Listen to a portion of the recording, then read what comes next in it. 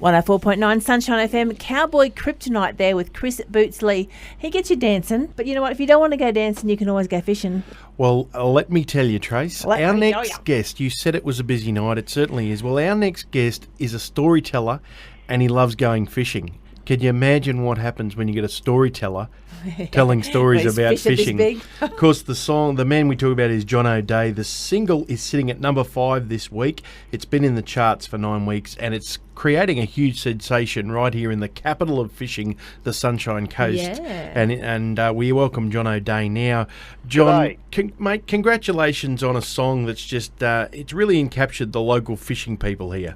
Thank you. It's been very kind to me all over the country, actually, so I'm quite chuffed about that. When you put a song out there, you write a song, you sort of wonder how it'll go, but yeah, it's been terrific. I hope there's a lot of people enjoying fishing, probably catch a lot more than I would. Well, we have a local up here at Budrum at the moment on the sunny coast, and his name's Bo, and he fell in love with you, and he's been requesting your song. Now, Bo does a lot of fishing, and he said, when John O'Day is ever on the sunny coast, I'm taking him fishing. So you've got a fishing date over here when you come to this side of Australia. Good. I'll take him up on that because a good fisherman would be good to go with. I love fishing, but I don't seem to be able to catch out a lot. Lots of times I've still got to go and buy a feed afterwards, but I love being out on the water. Well, John, you and I will be able to compare stories about the ones that never even got near the line, let alone the ones that got away. Exactly. That's the beauty of telling a few stories. They don't all have to be true, do they? Exactly.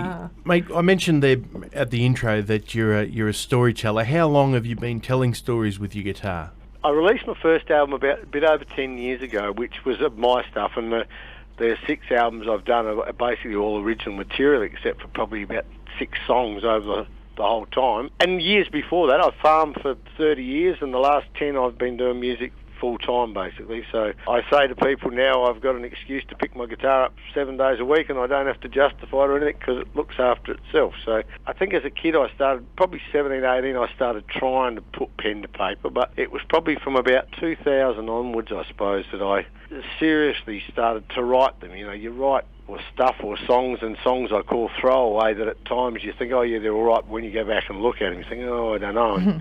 Then once you've written them you wonder whether they're any good, and I think I still struggle with that now. You sit down and you think, oh yeah, I think that's okay, and then you play it, and so until you go, well, I've been very fortunate with Stewie French the last probably 6-7 years. He's been a great sounding board for me and very positive with my stuff. So it's taken a while, but I love it. So you just hope that people resonate with your songs. Did hear the dulcet tones of Camille in some of the backing vocals there too.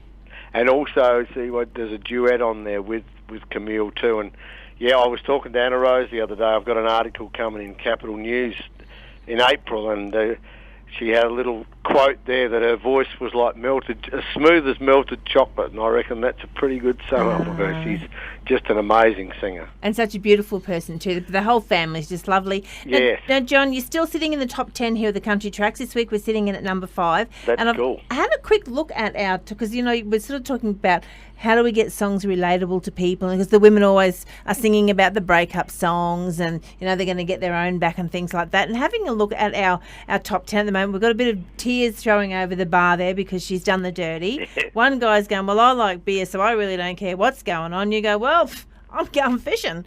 So it's so relatable to the men. It's a great man song. But hey, us girls like fishing, do you know? Absolutely. Absolutely, and it should be a pastime we all get more time to do, really, but as long as you enjoy it when you go out, I suppose that's the main thing. But it's fair to say fishing may have actually introduced John O'Day to a lot of people. So if they want to find out more about those back albums, the 6 albums out there, how do they get in contact with you, John? The best way to follow up on my music is go to my website, really. It's www.johnodea, which is JOHNODEA, all lowercase, .com.au. That's got my contact details too, as far as an email or phone. But you can buy all the albums off of the website, so it's pretty simple there to go in and have a look, and it's got a bit of info about me. And if people want to know anything more direct, they can just email me. That gives people a pretty good insight to what I do.